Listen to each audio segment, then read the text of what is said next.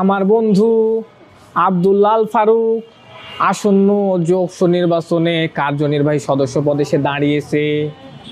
এটার একটা বিশেষ কারণ রয়েছে, কারণ তার ব্যালট নাম্বার 9। কত? 9। ব্যালট নাম্বার 9 নিয়ে আমি গবেষণা করে এক্সপেরিমেন্ট করে অনেকগুলো তথ্য খুঁজে বের করেছি, যেগুলো আমাদের ধর্মীয় তথ্যের সাথে মিল রয়েছে। ইসলাম ধর্মে যদি আমরা দেখি, জিলহজ মাসের 9 তারিখ আরাফার দিন, গুরুত্বপূর্ণ দিন। বিষয় এটাই নয়, বিষয় আরও আছে।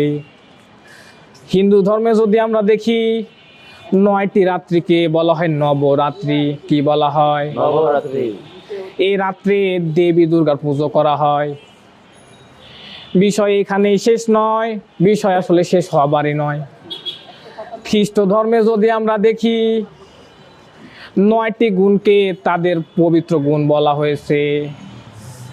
বৌদ্ধ ধর্মের দিকে আমরা যদি তাকাই, the force of the spirit, এখানে বলা হয়েছে 9টি সংখ্যা নিয়ে, এখানে সৌভাগ্যের প্রতীকের কথা বলা হয়েছে।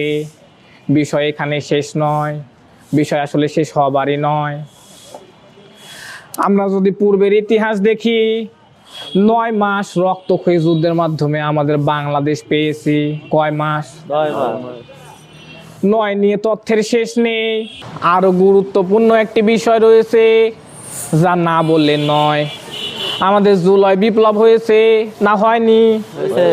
আমাদের জুলাই বিপ্লবে 9 দফা দেওয়া হয়েছিল। কয় দফা? 9 দফা। 9 দফা থেকে নেমে 1 দফায় নেমে এসেছিল। যার জন্য নেমে এসেছিল সে এখন আর দেশের মধ্যে নয়, দেশের মধ্যে নেই। আরও আছে সৌরজগতে প্লেটো সহ 9টি গ্রহ রয়েছিল। কয়টি? 9টি। এখন নেই, চিন্তার কারণও নেই।